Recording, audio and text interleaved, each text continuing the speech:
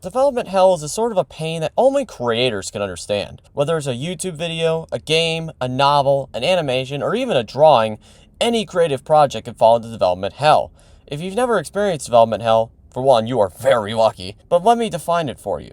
The term development hell, which is sometimes referred to as development purgatory or development limbo, is used in the software and media industries to describe a project, idea, or concept that stays in the early stages of development for an extended period of time due to technical, artistic, or legal difficulties. And I totally didn't steal this definition from Wikipedia. We're watching Retro. You might be wondering, why am I discussing this instead of releasing the sequel to the Top 10 Best Presents video? You know, the Top 10 Worst Presents. Well, that video went through development hell, and I just got so tired of working on it, and plus the drama that came along with it, that I just decided to cancel it. After I canceled the Worst Presents video, I decided to research other examples of development hell, and I found a story that quickly humbled me, as it made my Worst Presents story look like a lot of... The story I found was the development of a game for the Sega Saturn, Sonic Xtreme. I'm sure you're asking yourselves, what in George Washington's name is Sonic Xtreme? Let me explain. Sonic Xtreme was a planned 3D platformer developed by Sega Technical Institute. It was planned as the first fully 3D Sonic the Hedgehog game. It would have taken Sonic into the 3D era of video games. However, Sonic Xtreme was canceled for the same reason as my Worst Presents video, development hell. And today, I'll share with you the story that humbled the heck out of me, the full story of Sonic Xtreme. From humble beginnings. The original Sonic the Hedgehog was developed in Japan by Sonic Team and released in 1991. The game was a massive success and helped turn the Sega Genesis into a major competitor in the North American console market. Gotta go. Hey, guy, you're the first serious gamer I've seen all morning. Check this out. Brand new 16-bit Super Nintendo with Super Mario World. Wow! What's this one? Oh, this is a Sonic the Hedgehog from Sega Genesis. Hey, look at these radical colors, huh? Wow, Sonic's fast, too. No, over here. I like Genesis, and it costs a lot less. Wait, kid, that game I'll there. take Sonic and Genesis. I knew that. Sonic the Hedgehog. More action, more speed. Sega Genesis, it's a whole lot more for less. And actually managed to humble Nintendo. After its success, Sega's lead programmer and co-creator Yuji Naka moved to California along with several Japanese developers to work at Sega Technical Institute, or STI. The studio had been created by Mark Kearney, who hoped to build an elite development team that blended American and Japanese game design philosophies. STI got to work on several projects, including Sonic the Hedgehog 2, which became another major success. Now, when you buy the Sega Genesis that comes with Sonic 1, you'll get Sonic 2 absolutely free. Sonic 2 handles stubborn stains, embarrassing bald spots, no problem. It even slices and dices, makes thousands of julienne fries. But wait, you can play it too. This free Sonic 2 is a $54.99 value. You get 2 Sonics for the price of 1. Sonic 2 fits easily into any tackle box. Made from a space-age polymer plastic for years of family fun. And pets love it too. Buy the Sega Genesis that comes with Sonic 1 and get Sonic 2 free. Act now. Wiener Dog Sweater sold separate. However, cultural differences and language barriers caused tension in between the American and Japanese developers. After Sonic 2 was finished, Kearney left the studio and was replaced by former Atari executive Roger Hector. By the mid-1990s, Sega had effectively split into 2 competing power centers, Sega of America and Sega of Japan. From that point on, the studio became divided. The American team developed the super successful Sonic Spinball, while the Japanese staff created Sonic the Hedgehog 3 and Sonic & Knuckles, which are arguably some of the greatest classic Sonic games of all time. It's Groundhog Day! Sonic 3 is coming. Look for the shadow! On Groundhog Day. Make that Hedgehog Day. Did you see the shadow? Take it out! Sonic 3, February 2nd. Once those games were completed, Naka returned to Japan to work on Nights into Dreams, leaving STI mostly staffed by American developers. At the same time, relations between Sega in America and Sega in Japan were becoming increasingly tense. Some insiders believe Sega president Hayao Nakayama favored American executives like Tom Kalinske, which created resentment among Japanese leadership. Others argued the opposite, that Nakayama often dismissed American ideas entirely. By the mid-1990s, Sega had become a highly political workplace, especially after the arrival of the PlayStation, which dramatically intensified competition in the industry. Around this time, Roger Hector wanted STI to develop a Sonic game inspired by the Sonic Deke cartoon called Sonic the Hedgehog. also known by Sonic fans as Sonic AM for its Saturday morning time slot. Developers even visited the animation studio behind the show to pitch the idea. Designer Peter Morawek began creating a prototype called Sonic 16, a story-driven side-scrolling Sonic game for the Sega Genesis. However, Sega management was not impressed. Not at all. The gameplay was slower than typical Sonic games, and Yuji Naka reportedly disliked the design, so the project was cancelled, and Morawek moved on to work on another Sega Genesis game called Comix Zone. However, some ideas from Sonic Xtreme would later reappear in Sonic Xtreme's development. Soon after, SDI began development on what would eventually become Sonic Xtreme. Early work started in 1994 under Michael Koska. Initially, the project was designed for the Sega 32X, which was an add-on for the Sega Genesis that allowed the 16-bit console to support 32-bit games, and the game was called Sonic Mars. The game's design evolved rapidly. What began as an isometric side-scrolling platformer eventually turned into a fully 3D Sonic game with a camera positioned on a floating plane. Koska also envisioned multiple playable characters, including characters from the Sonic cartoon, and special stages where Sonic would compete against Dr. Eggman in mini-games to collect the Chaos Emeralds. But development quickly ran into problems. Koska resigned in 1995 after conflicts within the team, and several other leadership changes followed. Meanwhile, the commercial failure of the 32X forced Sega to repeatedly move the project to different hardware. At one point, developers even considered building the game from a brand new console powered by NVIDIA graphics technology. Eventually, Sega abandoned that plan and shifted focus entirely to the Sega Saturn, forcing the team to start redesigning the game yet again. When Yuji Naka later visited STI and saw the project, he repeatedly looked at the struggling team and simply said, "Good luck."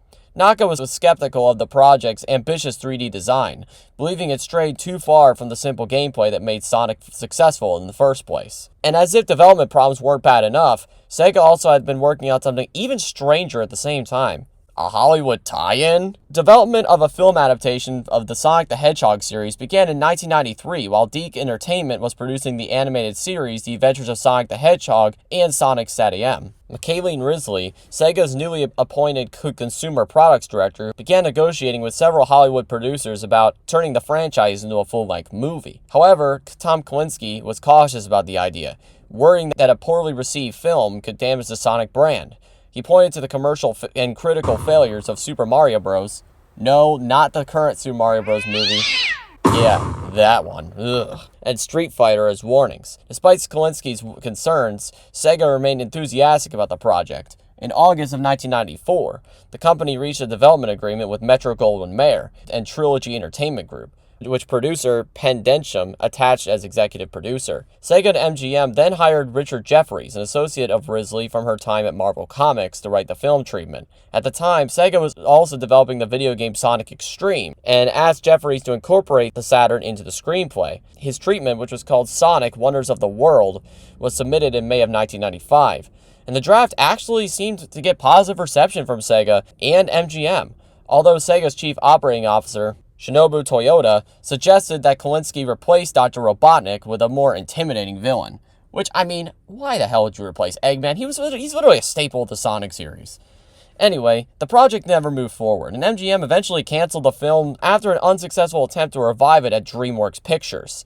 According to Jefferies, the cancellation stemmed from Sega and MGM both wanting a larger share of the profits, while Densham later said the project collapsed due to creative disagreements between Sega and Trilogy Entertainment. He also suggested that Sonic as a character was struggling to adjust from the declining 16-bit console era. Jefferies later also explained that focus groups were not responding well to the character's attempted evolution and that Sonic's peak popularity seemed to have passed. For years, Jefferies' film pitch was believed to be lost media. However, on March 8th of 2022, a Sonic fan writer, Jacob Berkeley, managed to obtain and publish 5 of the original 7 pages after Michaeline Risley provided them during research for his book, The Complete History of Sonic SatAM. Risley did not have the final 2 pages, which are still in lost media to this day. I actually found the plot synopsis on the Sonic Wiki, and I'm going to read it to you all, and believe me, if this movie would have actually been released, it would have aged like spoiled milk that was left in a sauna. Here is its story. Josh Pinsky, a 12-year-old son of a divorced couple, is presenting his incomplete school paper about a historic event he was tasked to write about.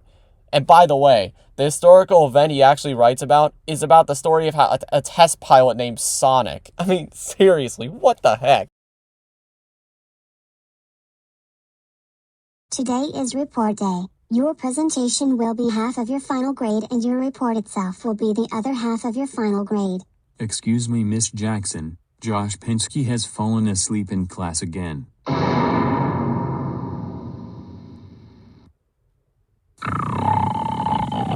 Wake up, Josh. Wake up right now. What is it, Ms. Jackson? What did I do this time? Josh, it's your turn to present your project. If you fail this one, then you will repeat the 7th grade. Don't worry, Ms. Jackson. This report will knock your socks off. Just you wait. It better be good or else you're in big trouble, as you have failed nearly every single test and homework assignment this year and you need at least a B on this report to pass. I'm going to pass this report, no problem. Let's see what I have.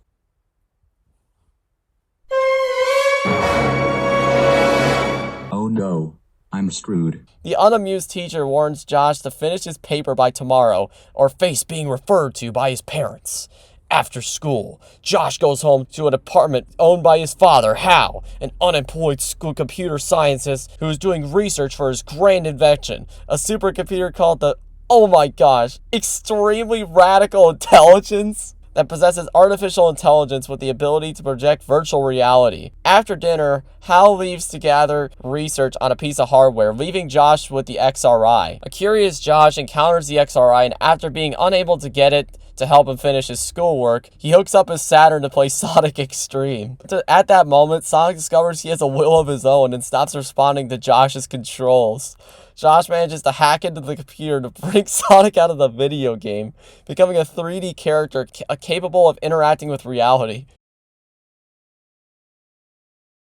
Man, I sure love Sonic Xtreme. This has to be the greatest game ever made. I mean seriously, this puts that Super Mario 64 to absolute shame.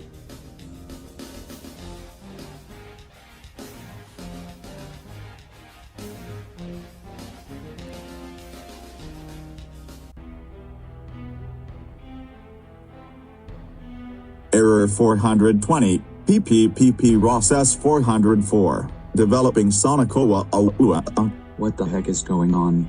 It feels like the house is falling apart. Summoning Sonic now, process 19%, 20%, 21, 22%, 25% complete. Oh no. I forgot to unplug the XRI after I started playing. I'd need to get out of here. 30%, 33%, 35% complete, 40%, 41%, 48%, 50% complete.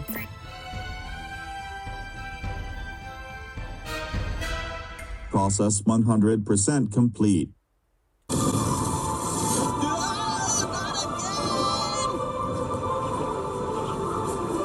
Wait, is that water? Please don't be water, please don't be water, please don't be water. That's water. Just when things couldn't get any worse. Wait, is that lead? Almost. So close.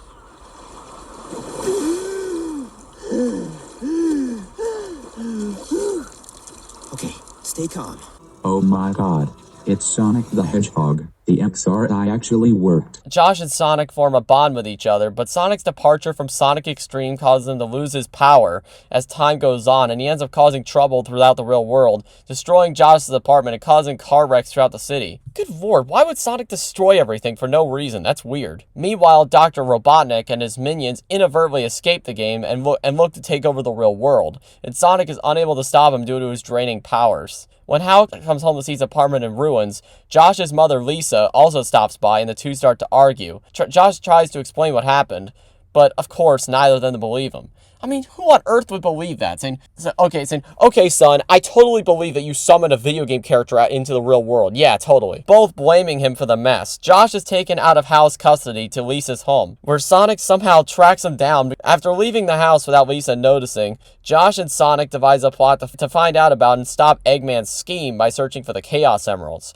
which are scattered across the real world encased in ordinary rocks. Where did that come from? After finding a Chaos Emerald, Sonic uses his powers to temporarily regain his strength. and Sonic gives Josh a taste of the power of the emerald to help finish his schoolwork. So apparently the emeralds make you a super genius?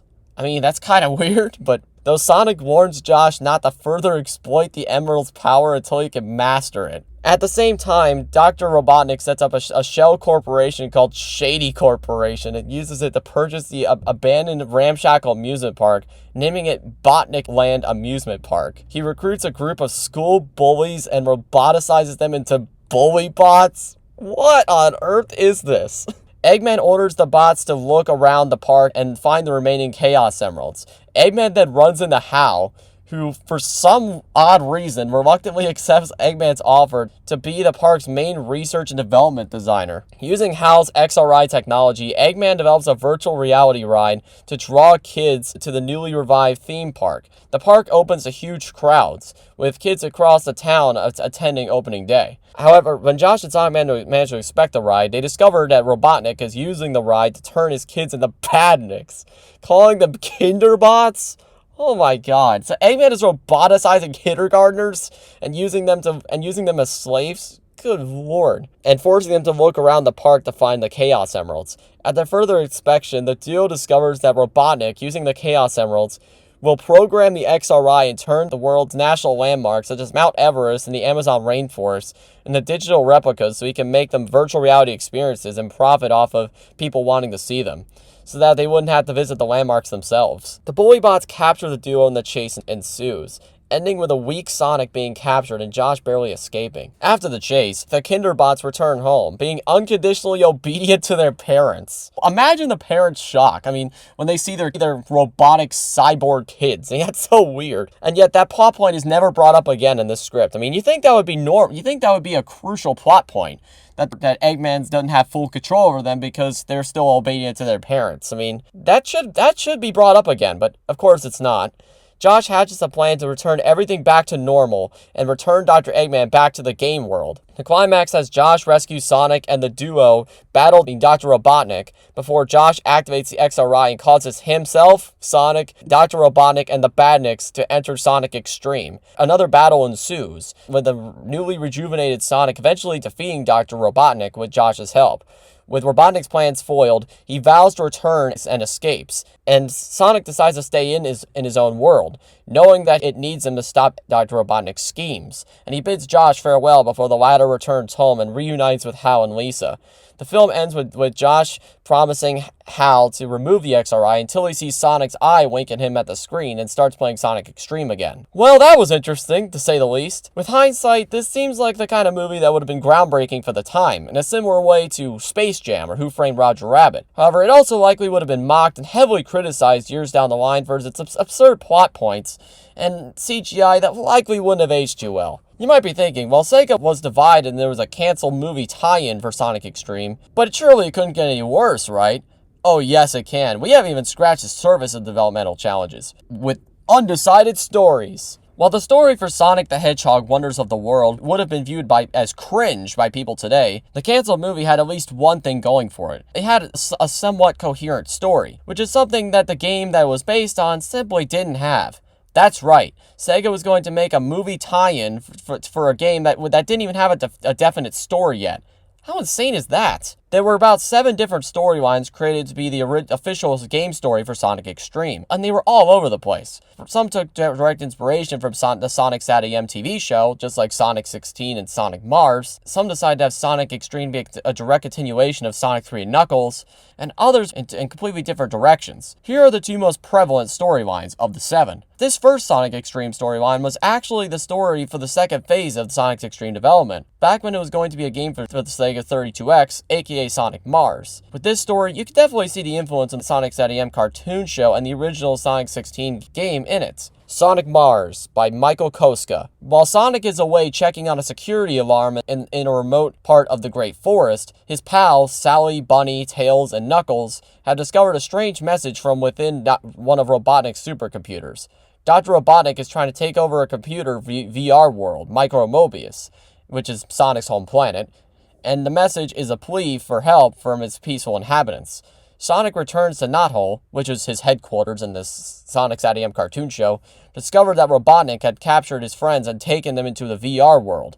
Sonic attempts to save his friends and thwart Robotnik's plan to reformat Micro Mobius. Now, as you can tell, this story actually kind of aligns the Sonic Wonders of the World movie in a way, where Robotnik is all engaged in VR for some reason. I mean, I'm sure Robotnik would have a field day with VR chat. Anyway, the second storyline for Sonic Xtreme is probably the most well-known and most ridiculous at the same time. I mean, they literally have a character named Tiara Boobowski in it. Do I have to say anything more? Sonic Boom by Christian Sen.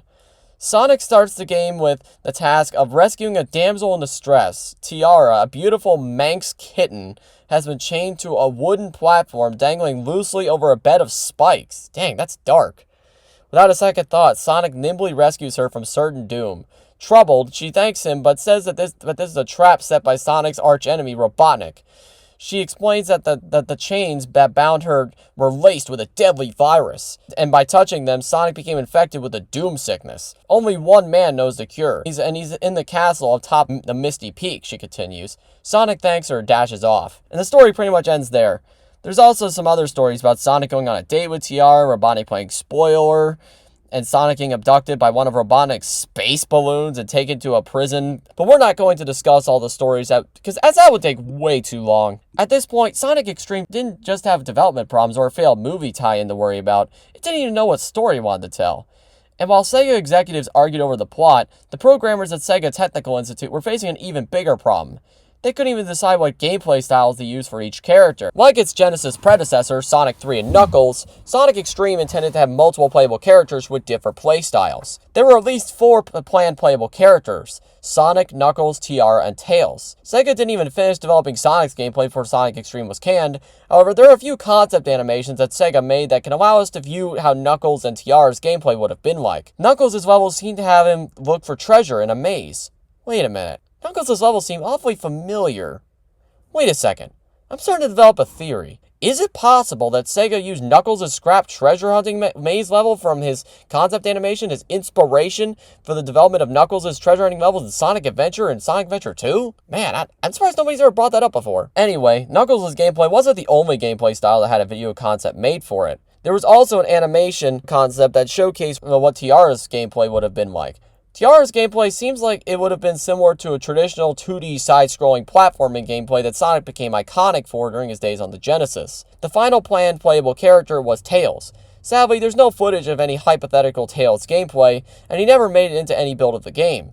The only reason why I know Tails was planned to be added as a playable character was because he had a character model that was made for Xtreme that went unused. It turns out Tails' gameplay would have been a first-person flight-style gameplay, which would have been super cool. But we need to discuss the elephant in the room, well, technically, hedgehog in the room in this case, the development hell that led to the game's demise. The end of Sonic Xtreme. Sonic Xtreme was developed during the latter half of 1995 by 2 separate teams, each using its own game engine. One group, led by Robert Morgan and programmer Chris Coffin, focused on creating the game's free-roaming boss battles. The second team, led by Chris Sen and Ofer Alone, worked on the main gameplay levels. They initially developed their engine on PC, with the intention of later transferring it to the Saturn hardware. Much of their effort went into building a level editor to construct the stages. However, elements like music and backgrounds could not be handled by the editor and had to be programmed manually for each stage. And by the way, most of the Sonic Xtreme builds, if not all of them, did not have music to them at all. Enemies were also created as pre-rendered sprites rather than real-time models. The intense workload took a toll on the team. Sen reportedly lost 25 pounds and became seriously ill from being overworked. Other members of the development staff include composer Howard Drossen, lead artist Ross Harris, and designers Fei Chang and Andrew Probert, and designers Jason Koo and Richard Wheeler. Veteran Sonic designer Hirokazu Yasuhara also contributed to the project. I'm sorry if I got your name wrong. According to Sen, his group operated separately from the Sega Technical Institute, teams previously led by Yuji Naka, and the team's relative inexperience created uncertainty and internal pressure to deliver strong results quickly. Producer Mike Wallace later said that the studio's internal politics slowed development, while Coffin believed dividing the responsibilities between teams would allow each part of the game to reach a high level of quality. The design itself created additional challenges. The game was intended to combine traditional side-scrolling gameplay with the ability for Sonic to move into into and out of the screen in a 3D environment, which caused technical complications. Sen explained that adapting Sonic's fast and simple controls to three-dimensional gameplay proved to be difficult. Developers struggled with maintaining speed, avoiding obstacles, and giving players enough visibility in a full 3D space. Since 3D game design was still relatively new at the time, the team was still learning how it would affect controls and level design. Programming for the Saturn also presented technical difficulties. Alone's engine, originally designed on PC, could not run fast enough on the console. To solve the problem, Morgan outsourced the Saturn conversion to a third-party studio, Point of View Software. In March of 1996, executives from Sega headquarters in Japan visited Sega Technical Institute to review the project's progress. By that point, the game was already behind schedule. Sen and others later said the main visitor was Sega president Hayao Nakayama. The executive was unimpressed with the version of the game shown. As the port created by Point of View Software ran at a very low frame rate, Sen and Alone tried to demonstrate the more advanced PC build of the game, but the visitor left before they even had the chance. However, the visitor was impressed by Coffin's boss battle engine and suggested that the entire project be rebuilt around it. Because of the tight October 1996 deadline, Wallace isolated Coffin's team so they could work without outside interference. The smaller group consisted of 4 artists, 2 programmers, a contractor, and 3 designers.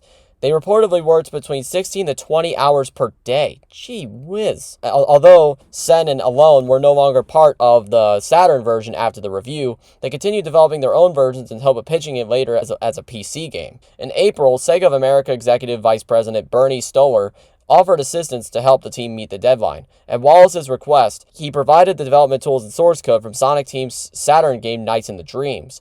However, Yuji Naka had not been informed about the decision and was reportedly angry when he discovered his team's technology was being used without permission. 2 weeks later, Stoller ordered the developers to stop using the tools. Some reports claim that Naka threatened to resign if the engine would continue to be used. Naka later denied the story entirely in 2022, saying that the Nights engine would have been useless for the project because it was written in assembly language with little documentation, while X-Treme used C programming language. Regardless of the reason, losing the engine cost the team several weeks of work and overall confidence. In May 1996, Sega showed a playable demonstration of Sonic Xtreme at E3 in Los Angeles.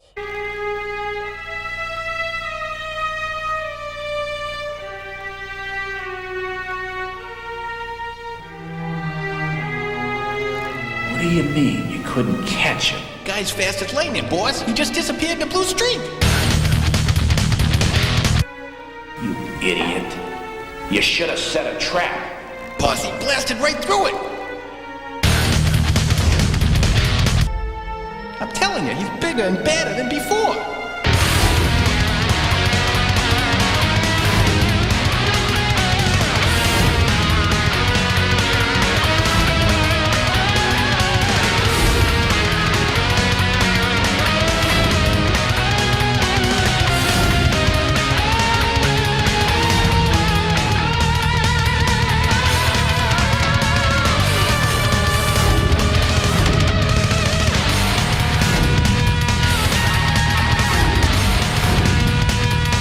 Revolutionary!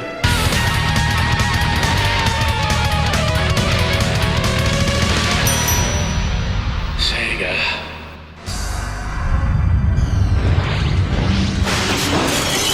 By August, Chris Coffin had contracted severe walking pneumonia. Around the same time, Sen has become so seriously ill from overwork and burnout that doctors told him that he only had 6 months left to live. He thankfully recovered, with both teams effectively incapacitated and only 2 months remaining before the deadline. Wallace decided to rightfully cancel the project. But in early 1997, Sega officially confirmed its cancellation. Instead, Sega focused on releasing Sonic Team's Nights in the Dreams and a Saturn version of Sonic 3D Blast, developed by Traveler's Tales. Sonic Team later continued working on a fully 3D Sonic game that eventually became Sonic Adventure for the Sega Dreamcast. After the project ended, Alone left the company. Sega of America soon dissolved the Sega Technical Institute amid corporate restructuring. According to Robert Hector, Sega's internal turmoil following the rise of Sony's PlayStation contributed to the studio's closure. Without Sonic Xtreme, the Saturn lacked a major Sonic platform game, and Sega instead released Sonic Jam and a port of Sonic 3D Blast, and a spin-off racing game, Sonic R. which is underrated, by the way. Many observers later argued that the cancellation of Sonic Xtreme was a major factor in the Saturn's commercial struggles. By 1997, Sony's PlayStation and Nintendo 64 dominated the console market, while Sega's share had fallen sharply. Today, Sonic Xtreme is widely regarded as the most famous canceled Sonic game. Journalists and fans frequently speculate about what might have happened if it had been completed. Some developers believe it could have effectively competed with Super Mario 64, while others think the game might have damaged Sega's reputation if it failed to match competitors, such as Mario 64 or Crash Bandicoot. Yuji Naka later said he actually felt relieved when the game was canceled. And based off the betas I've played of it and the footage I've seen, I kind of agree with Yuji Naka here. Despite its cancellation, several concepts from X-Treme eventually appeared in later Sonic titles. The 3D Sonic character model was reused in the educational game Sonic Schoolhouse, and the character Chaos, who was originally conceived during X-Treme's development, later appeared as a major antagonist in Sonic Adventure. The final conclusion. The story of Sonic Xtreme is one of the most famous cases of development hell in video game history, and just in general. Reading about everything the developers endured almost made me forget the frustration I experienced while making my top 10 worst presents video. But if there's one lesson we could take from this story, is that creative work takes time. When strict deadlines force developers, artists, and writers to rush their projects, the results can suffer, such as corners being cut due to time constraints, and severe effects to the creator's mental health, as they have to struggle with problems such as burnout and just mental exhaustion. It's also tragic that the game that the staff at the Sega Technical Institute worked so hard on, especially developers like Chris Sen and Chris Coffin, who nearly died while working on it, was never released for players to experience. Today, Sonic Xtreme remains one of gaming's greatest what-ifs, a project that nearly pushed its developers to the brink, yet never reached the finish line. Hopefully this video helps shed some light on the incredible pressure creators face behind the scenes of developing the games we love. Thank you for watching. Retro Historian out. Peace.